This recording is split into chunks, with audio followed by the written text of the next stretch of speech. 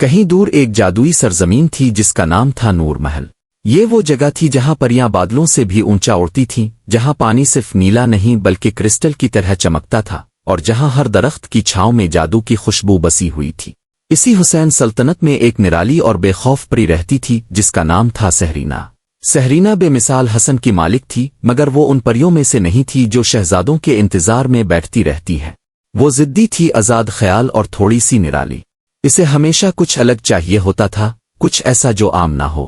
ایک دن جب سہرینا جنگل میں جادوئی بیریاں چن رہی تھی، اچانک جھاڑیوں سے ایک انوکھا سا شور الفا بیرا۔ یوں لگا جیسے کوئی بھاری چیز حرکت کر رہی ہو۔ سہرینا نے چونک کر دیکھا اور اس کے سامنے ایک بہت بڑا سفید مرغا کھڑا تھا۔ مرغا بالکل خاموش تھا، مگر اس کی آنکھیں عجیب چمک رہی تھیں۔ یوں لگ رہا تھا جیسے وہ کچھ کہنا چاہتا ہو مگر کہہ نہ پاتا ہو۔ سہرینا ہنس پڑی اور بولی، کیا بات ہے میاں، یوں گھور کیوں رہے ہو؟ کہیں تم کوئی شہزادہ تو نہیں جو جادو میں قید ہو گیا ہے؟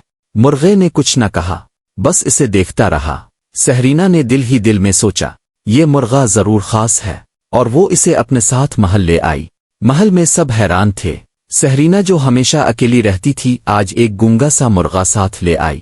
درار پریاں کھلکھلا کر ہنسنے لگیں، وزراء سرگوشیاں کرنے لگے اور خادمائیں چپکے چپکے تصویریں بنانے لگیں، مگر سہرینا نے کسی کی پرواہ نہ کی۔ اس نے مرغے کا نام رکھ دیا ٹوپو۔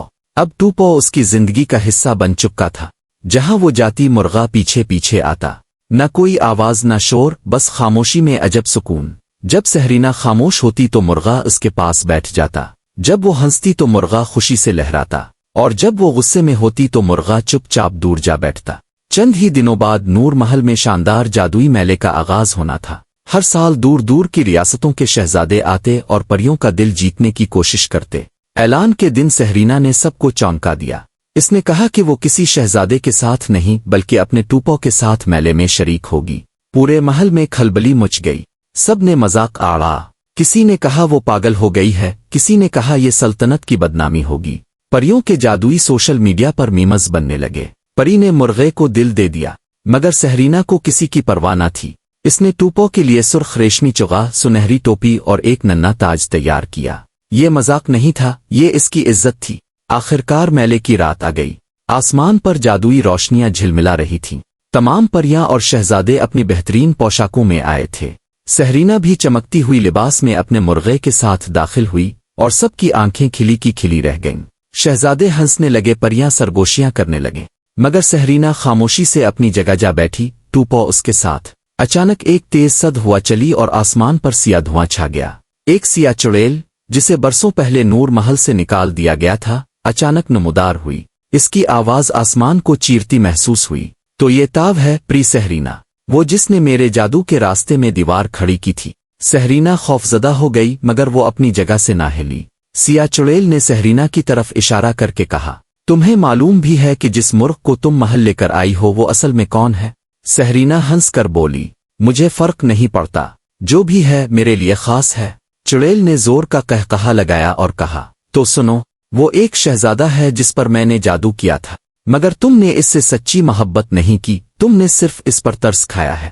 سہرینا کی آنکھیں نم ہو گئیں، مگر وہ ڈٹ کر بولی، تم غلط ہو، میں نے اس پر کبھی ترس نہیں کھایا، میں نے اس کی خاموشی کو محسوس کیا ہے، میں نے اس کے اندر وہ چیز دیکھی ہے جو لفظوں میں نہیں کہی جا سکتی۔ اسی لمحے آسمان پر بجلی چمکی۔ مرغ نے سہرینا کی طرف دیکھا جیسے وہ آخری بار کچھ کہنا چاہتا ہو۔